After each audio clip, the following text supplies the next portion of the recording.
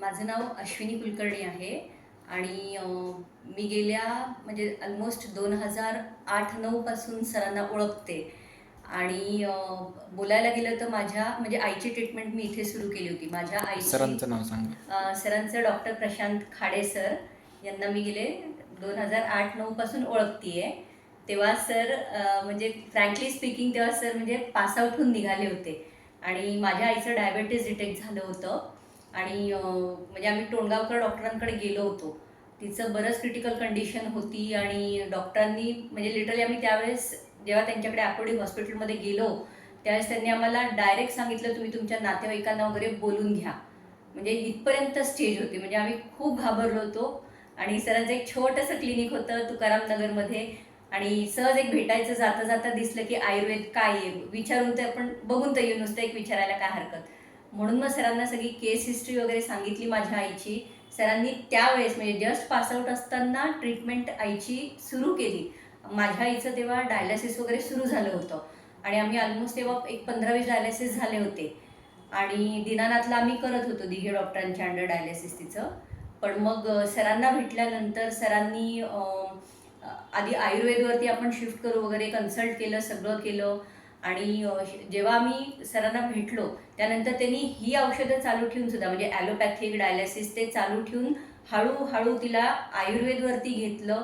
तिचं आम्ही ट्रीटमेंट केलं, पंचकर्म वगैरे सरांनी त्यावेळेस केलेलं होतं. पण त्याचा इतका सुंदर फायदा झाला आम्हाला. जवळजवळ आम्ही तिचं डायलिसिस सर म्हटले आपण आता बंद करू शकतो एका स्टेजला येऊन आणि त्यावेळेस आम्ही डायलिसिस ते सरांच्या ह्याच्यावरती वर्डवरती ते बंद केलं आणि लिटरली त्याच्या म्हणजे like a miracle. I really can't express or means खरंच खूप म्हणजे आई होती माझी. त्याच्यानंतर ती 7 ते 8 वर्ष व्यवस्थित विदाऊट डायलिसिस शी सस्टेन आणि जवळजवळ 70 वयापर्यंत ती व्यवस्थित बिना डायलिसिसची सरांच्या पथ्यावरती सरांच्या औषधावरती तिने खूप सुंदर रिझल्ट्स म्हणजे आम्हाला एक्सपेक्ट नव्हतं खरं म्हणजे ती त्याच्यानंतर एवढं आम्ही तिला सहवासीचं मिळेल आम्हाला. पण खरंच म्हणजे मी सरांना that was really miracle for me आणि मी तेव्हापासून मग मी म्हटलं की सरांना सजेस्ट केलं की बघा सर खूप गरज आहे कारण डायलिसिस हल्ली लोकांचं ना डायलिसिस म्हटलं की त्याच्या पुढे 1-2-3 वर्षाच्या वर पेशंट जगत नाहीत. हा मी बघितलेला अनुभव आहे तिथे म्हणजे दीनानाथमध्ये. तर मला म्हणजे खरंच मला सरांचं खूप अप्रूप वाटलं आणि म्हणजे त्यावेळेस सर जस्ट पासआउट होते तेव्हा त्यांनी हा मिरॅकल घडवून आणला होता. आता तर सरांना इतकी वर्ष झाली आहेत प्रॅक्टिसला आणि ह्याला, त्यामुळेच नक्कीच मला असं वाटतं की तुम्ही जर डायलिसिस असेल तर नक्की विचार करा. डायलिसिस कायमचं करायची गरज नाही, ते बंद होऊ शकतं एका पॉईंटला येऊन.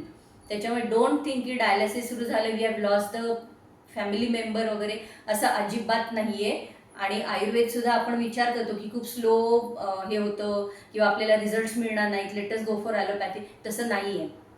डायलिसिससुद्धा बंद होतं आणि डायलिसिसवरून तुम्ही पेशंटला बाहेर काढू शकता आणि तुमचा पेशंट तुम्ही तुमचा family member your dear and your love ones you can get back them without any what is a harsh behaviour to them किंवा ते जे ट्रीटमेंट काही करतात ते कॅथ लावणं वगैरे म्हणजे खरंच खूप दुःखदायी आहे ते बघणं, म्हणजे त्रासदायक आहे त्या पेशंटसाठी सुद्धा त्यांच्या घरच्यांसाठी सुद्धा. तर प्लीज मी सजेस्ट करेल at least once give a chance to yourself आणि तुमच्या रिलेटिव्हला तुमच्या नियर अँड डिअर वनला आणि just try Ayurveda.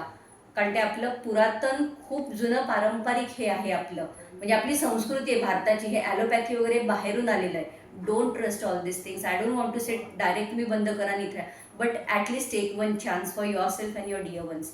I request you. म्हणजे खूप सुंदर रिझल्ट्स आहेत आणि मी ते एक्सपिरियन्स केलं आहे. माझी मम्मी फर्स्ट पेशंट होती सरांची आणि त्याच्यातून मी हे तुम्हाला सजेस्ट करते, म्हणजे अनुभवातून बोलते. जस्ट एक द्यायचं म्हणून मी टेस्टिमोनियल देत नाही आहे. मी अनुभव घेतलेला आहे, सरांचा अनुभव घेतलेला आहे, सरांच्या ट्रीटमेंटचा अनुभव घेतलेला आहे, मी स्वतः अनुभवलेला आहे. त्याच्यामुळे तुम्ही please I request you from bottom of my heart की एकदा तुम्ही चान्स द्या आणि जस्ट गो थ्रू दिस ट्रीटमेंट सरांकडून. It's really really really miracle you can say happening, really happening. Thank you. Thank you ma'am. Thank you.